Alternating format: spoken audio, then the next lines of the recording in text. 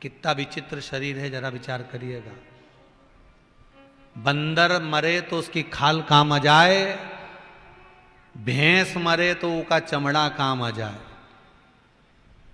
पशु मरे तो उसका चमड़ा काम आ जाए, हाथी मरे तो उसका चमड़ा काम आ जाए, शेर मरे तो उसका चमड़ा काम आ जाए, पर ये झूठेला, ये शरीर इतना पापीड़ा है कि मरने के बाद कोई काम करनी, जो अच्छी अच्छी चीजें काम की है वो तो निकाल ली जाए, बाकी कहीं की आग लगा दी जाए, किसी काम करनी। और सबसे ज्यादा खर्चा भी अपन इसी पे करते हैं। 60 रुपए का साबुन से नहाओ, 150 का क्रीम पोतो, 250 रुपए की पेंसिल लाइन खींचो, उसके बाद 750 रुपए की डब्बी से पोतो, फिर वो नीली पीली से इनके लगा। कितना खर्चा करा है। फिर बाल में एक एक मोती को ऐसे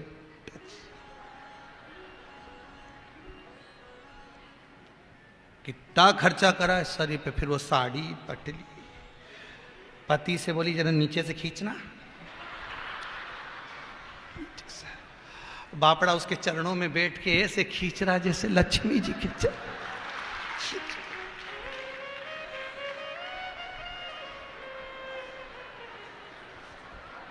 अच्छे से तो खींचा,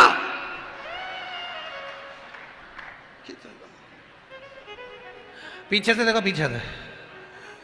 और मेरी सैंडल उठा के लाओ, मैं ऊपर चढ़ के देख लूं, नीचे तो ये बापड़ा बेचारा सैंडल के ऐसे ला रिया जैसे भरत जी राम जी की खड़ाऊ ला रहा है। लादी पहन ले, ऊपर चढ़ के फिर अब देखो जरा नीचे है नहीं, हाँ अब के माला कस दो, थोड़ी मारी गिरी जाएगी। अब उसका मन करे पूरे गला नहीं तो बदू था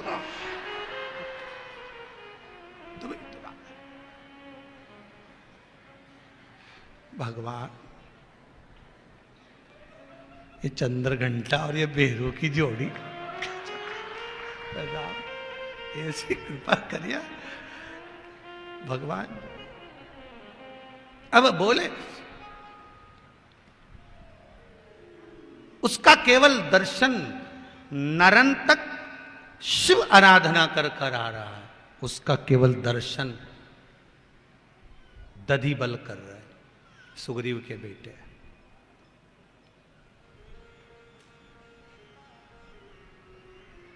देखिए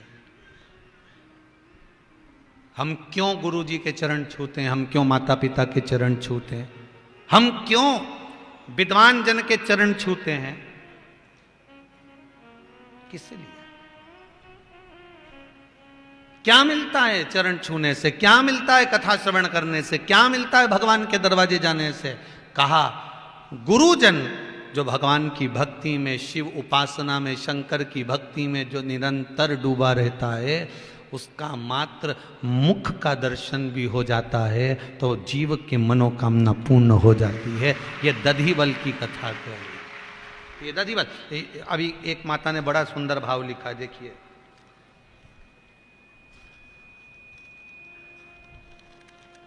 कोई भाई ने लिखा है, रामेश्वर जी राठौड़ हैं, कोई कहीं बैठे हों तो हाथ उठाएंगे। आप ही हैं, दोनों हाथ हिलाएंगे एक बार। आप ही हैं रामेश्वर जी राठौड़। आपने लिखा है गुरुजी, मेरे छोटे भाई की किडनी डॉक्टर ने खराब बता दी थी, यही लिखा है ना आपने। उनको बॉम्बे हॉस्पिटल इंदौर में भर्ती किया गया। डॉक्टर ने कह दिया किडनियां गड़बड़ हो गई हैं, किसी काम की नहीं है। तभी मेरे पुत्र ने टीवी के माध्यम से शिव महापुराण की कथा सुनी है, उसने एक उपाय निकाला और वो उपाय रुद्राक्ष के पानी का था। जिसको करना प्रारंभ करा तो बॉम्बे हॉस्पिटल के डॉक्टर भी आश्चर्य में है कि जो किडनियां डैमेज हो गई थी, बेकार हो गई थी, वो वापस काम करना कैसे प्रारंभ कर दी। बैठ जाइए, बैठिए। जो किडनियों ने काम करना बंद कर दिया था, जो डैमेज हो गई थी, पूर्ण तरह से जो खराब हो गई थी, तो वो किडनियां वापस कैसे काम कर रही हैं, ये बॉम्बे हॉस्पिटल के डॉक्टर भी आश्चर्य में पड़े हुए। महाराज, ये केवल आपका विश्वास, शिव की आराधना। लोग कहते हैं, कई लोग कहते हैं कि गुरुजी कथा में बताते हैं, उपाय बताते रहते हैं, टोटके बताते रहते हैं। ये टोटके नहीं है। जैसे कोरोना की बीमारी के लिए इंसुलिन, जब वो इंजेक्शन, वैक्सीन जरूरी है, उसी तरह यदि संसार में जन्म लिया है तो जीवन में दुख तकलीफ हर एक व्यक्ति को है। शिव महापुराण में वेद व्यास जी ने जो लिखा है उसको अमल करोगे तो ये वैक्सीन का काम कर जाएगी और आपकी जिंदगी संवर जाएगी। एक पत्र और बड़ा सुंदर आया है, उसको भी पढ़िए।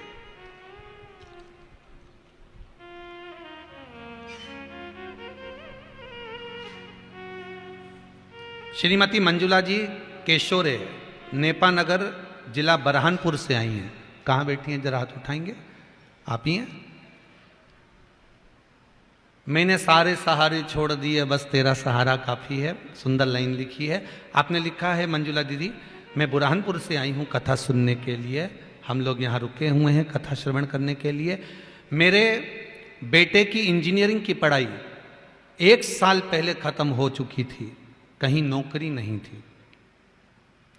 बहुत प्रयास करा, जगह जगह इंटरव्यू दिए, पर नहीं हो पाया। तब मेरे किसी रिश्तेदार ने कहा कि शिव महापुराण की कथा टीवी पर आ रही है, आप उसको श्रवण करो और कोई उपाय करो।